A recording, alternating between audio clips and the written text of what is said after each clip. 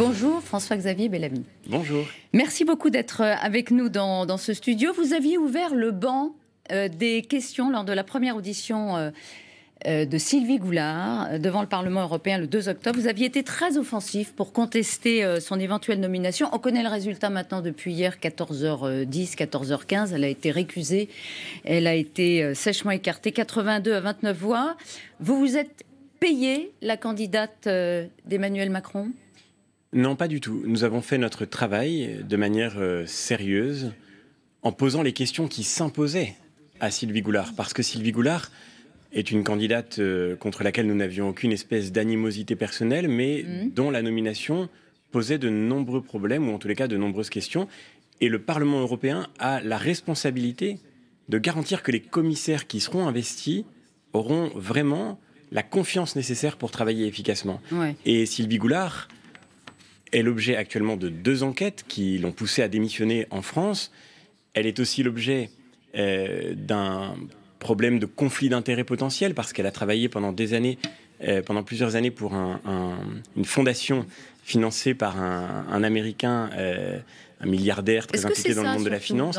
Et tout ça, au fond, crée des problèmes de collusion éventuelle pour quelqu'un qui a la charge potentiellement de s'occuper de l'avenir de l'industrie européenne. Alors, c'est vrai qu'on a un petit problème de son dans le studio, c'est un peu perturbant, mais on va poursuivre votre raisonnement. Je disais, est-ce que c'est pas surtout cette histoire de double salaire qui lui a coûté? Qu'est-ce qu'elle a payé dans le fond, Sylvie Goulard? Parce qu'elle n'a jamais réussi à justifier ce paiement par cet institut financé par un fonds vautour, dit-on, pendant qu'elle était en même temps eurodéputée, 13 000 euros bruts par mois pendant 3 ans. C'est ça qui ne passait pas d'une certaine façon auprès des eurodéputés? Mais vous savez, au fond, aujourd'hui, on le voit bien, les institutions suscitent une forme de défiance massive, la vie politique, et les institutions européennes peut-être en particulier. Et on a besoin de retrouver confiance. Et le travail du Parlement, c'est de faire en sorte qu'au terme de ces auditions, nous puissions, nous élus, garantir aux citoyens de tous les pays européens qu'ils peuvent avoir confiance. Et ça n'était pas le cas. Et je crois qu'il n'y a là aucune espèce de règlement de compte politique, ni de tactique politicienne. Ce sont des sujets trop sérieux pour qu'on les traite de cette manière-là. Nous avons fait notre travail comme il le fallait, et je trouve assez indigne les procès que nous avons à subir, parlementaires européens, depuis quelques heures, depuis quelques jours, pour les questions que nous avons posées. Nous n'avons pas attaqué Madame Goulard, nous lui avons posé des questions, et nous n'avons pas eu les réponses dont nous avions besoin pour confirmer François-Xavier Bellamy, s'il n'y a jamais de procès dans l'affaire des assistants des eurodéputés Modem, ou s'il y a procès et qu'il n'est pas condamné, jamais condamné, est-ce que ça n'est pas injuste, la sanction qui lui est infligée? D'abord, la première chose, c'est que ça n'est pas une sanction. Je l'ai dit à plusieurs reprises en m'adressant à Madame Goulard, nous ne sommes pas des juges, nous n'étions pas là pour juger. Mais quand vous avez, au moment où vous candidatez, à répondre à 2 enquêtes, une au Parlement européen, une enquête de l'OLAF, et une en France auprès de la justice française, il est difficile de commencer votre mandat en toute sérénité. Et moi, ce qui m'étonne, c'est que Madame Goulard elle-même avait choisi de démissionner en France. C'était son propre choix. Il y a 2 ans, en 2017, elle avait quitté le ministère de la Défense en disant que, étant l'objet d'une enquête, elle ne pouvait plus exercer son mandat avec une parfaite sérénité. Et cette décision-là, je ne comprends pas pourquoi elle ne s'est pas appliquée aussi au niveau européen. Je veux dire que ça a été très mal vécu par beaucoup de nos collègues. Aujourd'hui, Emmanuel Macron semble expliquer qu'il ne comprend pas ce qui est arrivé, mais c'est pourtant très compréhensible. Et ça n'est pas faute d'avoir alerté au cours des dernières semaines sur la manière dont cette nomination a été perçue. Comment quelqu'un qui n'est pas légitime ou qui ne peut pas exercer un mandat de ministre à Paris pourrait exercer une fonction de commissaire à Bruxelles? Ce serait un signe, au fond, de double standard, de 2 poids, 2 mesures qui ne pouvaient pas être compris. Alors, vous disiez il y a quelques instants que les réactions du groupe majoritaire En Marche ou du gouvernement vous semblait inapproprié. Il y a Stéphane Séjourné, par exemple, qui vous accuse de faire de la politique politicienne. Il y a Jean-Yves Le Drian, hier. Le Parlement européen a mieux à faire que des opérations politiciennes. Il y a également Emmanuel Macron qui a réagi en se posant en victime d'un jeu politique qui lui aurait échappé. Regardez. Et moi, j'aime que quand les engagements sont pris, ils soient tenus, comme ici. Voilà. Moi, je me suis battu pour un portefeuille. J'ai soumis 3 noms. On m'a dit, votre nom est formidable, on le prend. Et puis à la fin, on dit, finalement, on n'en veut plus. Les mêmes. Donc il faut qu'on m'explique. Comment vous jugez cette réaction, François-Xavier Bellamy? D'abord, elle est très symptomatique. Emmanuel Macron dit « je ne comprends pas ». Qu'est-ce que ça veut dire? Ça veut dire que pour lui, au fond, les institutions européennes sont des exécutants qui devraient obéir au doigt et à l'œil. Il dit « je ne comprends pas » comme quelqu'un qui serait mécontent qu'on n'ait pas suivi sa décision. Emmanuel Macron est un chef d'État et c'est le chef d'État de notre pays. Évidemment, nous attendons une nomination pour un nouveau commissaire européen et nous travaillerons avec ce commissaire que nommera Emmanuel Macron. Il n'y a de notre part aucune espèce de sectarisme. Mais enfin, nous ne sommes pas là pour exécuter aveuglément les décisions de M. Macron. Et c'est tout à fait incroyable, au fond, que Emmanuel Macron ne soit pas conscient que l'indépendance du Parlement européen, c'est le cœur de la démocratie au sein des institutions européennes. C'est ça qu'il n'a pas compris. C'est ça. S'il a raté quelque chose, Emmanuel Macron, dans cette affaire, c'est quoi? C'est ça? Et au fond, il n'a pas compris que le Parlement européen, on ne pouvait pas finalement passer par-dessus. Eh bien, qu'on ne pouvait pas en disposer comme s'il était un organe exécutant de la volonté de l'exécutif. Et d'autre part, il y a là une espèce d'inélégance assez incroyable. Je veux dire par là que nous n'avons pas, contrairement à ce que nous reproche la majorité, cherché à faire une victime pour nous venger d'Emmanuel Macron. Tout ça est absurde. Les questions qui se posaient à Sylvie Goulard sont des questions évidentes et tout le monde se les pose. Et la meilleure preuve d'ailleurs de cela, c'est que nous sommes une toute petite minorité de Français dans la commission qui a voté et pourtant cette commission a voté massivement contre la candidature de Sylvie Goulard, ce qui est bien le signe que ça n'est pas un jeu franco-français. Mais enfin, quand même... il faudrait qu'Emmanuel Macron accepte de répondre avec un peu plus d'humilité au message qui est adressé aujourd'hui. Deux autres États ont vu un candidat révoqué. Ils n'en ont pas fait une montagne. Ils ont, comme la procédure l'exige, désigné un nouveau commissaire. C'est ce que nous attendons d'Emmanuel Macron. Il est incroyable qu'aujourd'hui, de manière très inélégante, il cherche à renvoyer la faute sur des négociations entre les présidents de groupe que chaque président de groupe a depuis démenti, ou bien sur la présidente de la Commission européenne qui n'a pas besoin qu'on jette sur elle la responsabilité du choix qui appartenait entièrement au président de la République. Inélégance, dites-vous? Une forme d'arrogance française. Il n'y avait pas quand même un petit parfum de revanche quand même politicienne, notamment au sein de votre groupe, le PPE, dont le président Manfred Weber avait été lui-même récusé, entre guillemets, par Emmanuel Macron. Il n'y avait pas un peu de ça?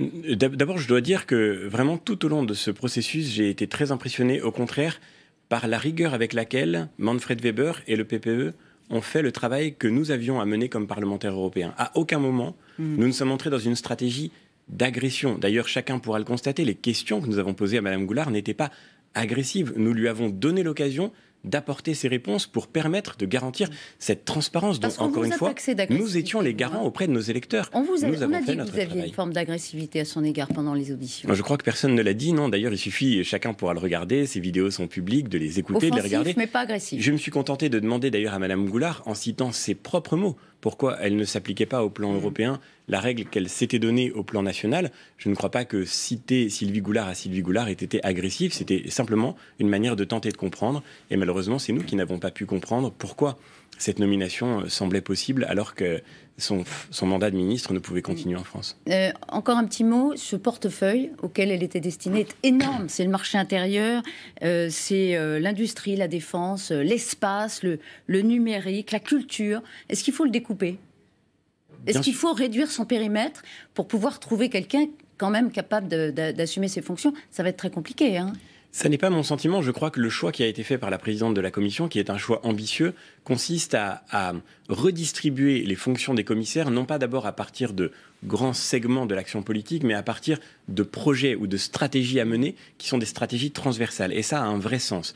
Évidemment, ça suppose d'avoir quelqu'un qui ait les épaules pour porter ça. Ça suppose d'avoir quelqu'un aussi qui puisse se consacrer à cette tâche. Et c'était le sens de l'inquiétude de beaucoup de nos collègues. Au fond, la grande difficulté dans le cas de Sylvie Goulard, c'est est-ce qu'elle aurait pu mener cette tâche de front avec... On sait que le jour même de la nomination de la commission, elle était convoquée par le juge.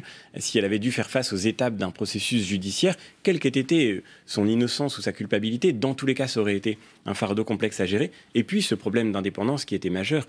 Moi, je vais m'occuper pour la commission de l'industrie du Fonds européen de défense, qui est un sujet fondamental pour notre autonomie stratégique dans les années à venir. On sait très bien que nos amis américains n'ont pas du tout la même vision que nous de la manière dont doit se construire l'Europe de la défense. Ce sont nos amis, ce sont nos alliés, mais ce ne sont pas nos suzerains. Et nous devons pouvoir conduire nos politiques en toute indépendance. Cette indépendance n'était pas absolument garantie. La conclusion, pour finir sur ce chapitre, il vaut mieux quelqu'un qui n'est pas forcément ultra compétent, mais qui n'a aucune zone d'ombre sur son CV, qu'une personnalité qui est respectée, jugée compétente, mais qui a justement ces zones d'ombre sur son CV? Mais je ne doute pas une seule seconde que nous avons en France des gens qui sont compétents et qui n'ont pas de zone d'ombre sur leur CV. Vous avez un nom en tête? C'est la responsabilité du président de la République de désigner un commissaire. Je ne voudrais surtout pas m'arroger cette responsabilité, mais je suis absolument certain. Et d'ailleurs, c'est aussi un sujet d'étonnement pour moi, je dois le dire très simplement. Emmanuel Macron a été élu en 2017. Il savait qu'en 2019 viendrait ce renouvellement du collège des commissaires. Il avait donc 2 ans pour trouver quelqu'un et pour nommer quelqu'un.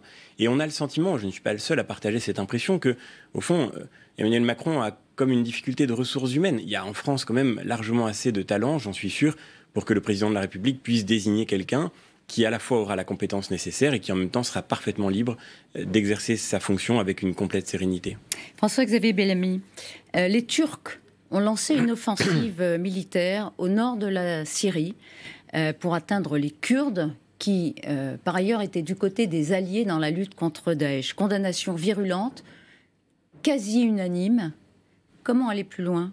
Que faire de plus qu'une condamnation orale? Il faut absolument que la diplomatie française, je pense qu'il y a un vrai consensus sur ce sujet aujourd'hui, puisse agir, et je pense notamment à travers l'ONU, mais aussi que l'Union européenne puisse réagir parce que ce qui se passe aujourd'hui est extrêmement grave. Mais comment? C'est très grave d'abord parce que nous sommes en train de commettre une injustice incroyable envers les Kurdes, qui effectivement ont payé plus qu'aucun autre peuple, plus que personne, pour la victoire contre l'État islamique, et donc pour notre sécurité et pour la lutte contre le terrorisme islamiste.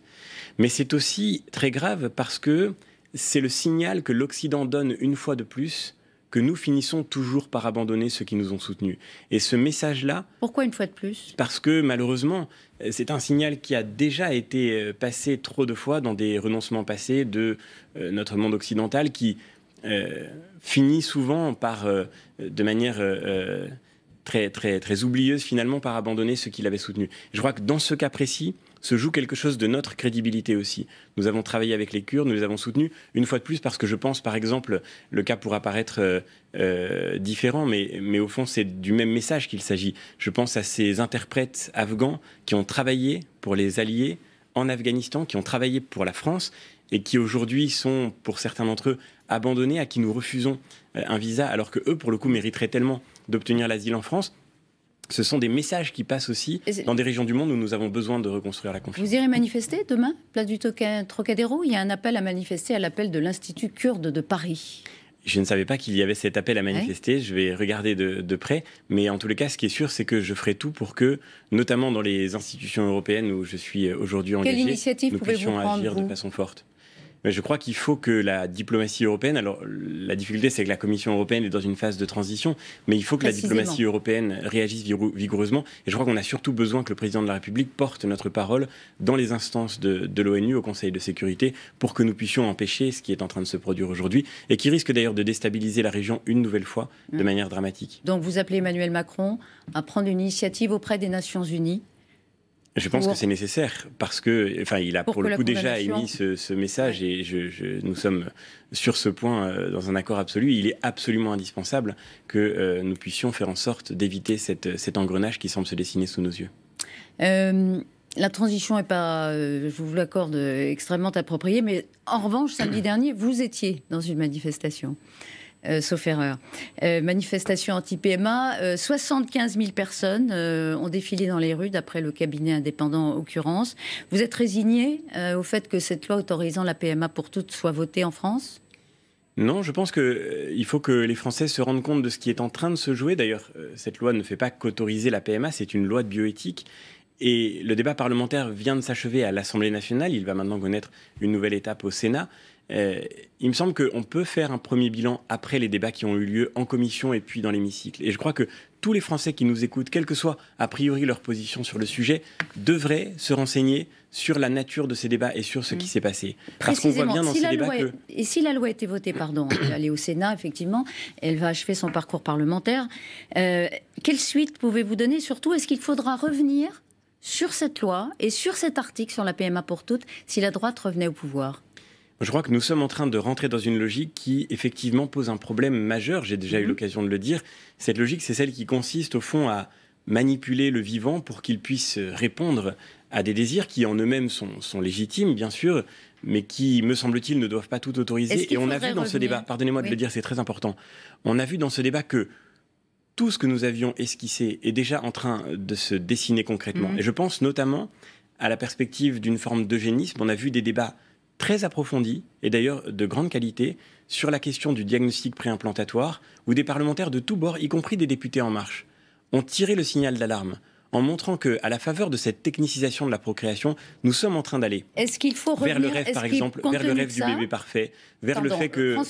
Mais c'est très important de l'expliquer. Et compte tenu de ça, bien sûr... Vous avez déjà eu l'occasion de l'expliquer. Est-ce qu'il faudrait revenir? Oui, vous dites oui, il faudrait revenir sur cette loi. Moi, je crois que nous sommes en train de rentrer dans une logique catastrophique et que oui, il faudrait abandonner cette logique pour revenir, au fond, à cette espèce de réconciliation nécessaire avec ce qui fait notre condition humaine, avec ses imperfections. Parce que c'est vrai que, par exemple, le mariage pour tous, qui avait été très combattu aussi par mais c'est réversible, pardon, je me permets de revenir sur l'expression que vous avez employée, c'est réversible. La question est celle de la prise de conscience dont nous avons besoin. Regardez la question écologique. Pendant très longtemps, la modernité, ça a été l'agriculture intensive, ça a été les pesticides, la modernité, ça a été l'industrialisation de la filière agro-industrielle. Et aujourd'hui, on découvre qu'en réalité, on a peut-être été trop loin et qu'il faut revenir à des techniques de culture qui ont été abandonnées. Je ne dis pas que ce n'est pas une question d'aller de l'avant ou de revenir en arrière. La question, c'est qu'est-ce qui est un vrai progrès? Et qu'est-ce qui est vraiment bon pour une société? Qu'est-ce qui est vraiment bon pour l'humain? Et je crois que oui, nous sommes en train d'aller vers un faux progrès et qu'il faudra... Je dis ça, François-Xavier Bellamy, parce qu'il y avait des arguments qui étaient comparables pour le mariage pour tous, à droite, et finalement François Fillon, qui était votre candidat à la présidentielle en 2017, avait admis qu'il ne reviendrait pas sur cette loi. François Fillon, ça ne vous a pas échappé, qu'il fait un retour dans le débat politique. Il dit « Quand j'étais ministre des Affaires sociales, j'ai fait une réforme des retraites, j'ai mis 2,5 millions de personnes dans la rue. Macron, c'est un petit joueur à côté. » Est-ce que c'est une comparaison appropriée ? En tout cas, ce qui est frappant, c'est que la tension sociale qui traverse notre pays n'est pas liée aux réformes courageuses dont nous aurions besoin. Quand les Gilets jaunes sont sortis dans la rue pour dire leur colère, c'était non pas à cause d'une réforme courageuse qui nous aurait permis de garantir notre avenir, c'était à cause d'une énième hausse de taxes sur les carburants. Et je crois qu'au fond, la vraie comparaison, c'est que ce quinquennat réussit à produire à la fois une tension très profonde dans le corps social français, des crispations très vives, on le voit tous les jours, et en même temps, et ça c'est le en même temps fatidique, il ne se passe rien de très substantiel sur le front des réformes pourtant nécessaires, dont nous avons pourtant besoin pour regarder notre avenir avec plus de confiance. Et je crois qu'au fond, c'est... peut-être le drame de ces 2 premières années, il est temps de se ressaisir et il est temps de faire enfin en sorte que, en apaisant les discussions, on puisse prendre des décisions. C'est, je crois, les 2 directions vers lesquelles il faudrait s'orienter aujourd'hui. François-Xavier Bellamy, vous êtes un homme politique? Ça y est? Mais nous sommes tous engagés en politique comme citoyens. Je vous dis ça parce qu'on se demande si vous allez prendre vos responsabilités ou si vous ne faites que passer, finalement, dans ce monde politique. Vous êtes un universitaire, vous faites un passage je suis modestement un professeur du secondaire, mais... Mais oui, non, évidemment que je prends mes responsabilités. Je me suis présenté devant les Français. Près de 2 millions d'électeurs nous ont accordé leur confiance. Par exemple, vous ne dites pas pour qui vous allez voter à la candidature. Je m'engage à fond dans ce mandat européen, comme chacun aura pu le voir, pour mériter la confiance des électeurs. Par exemple, vous ne dites pas pour la présidence LR. On se dit, il ne prend pas ses responsabilités. Il est un peu dedans, un peu dehors.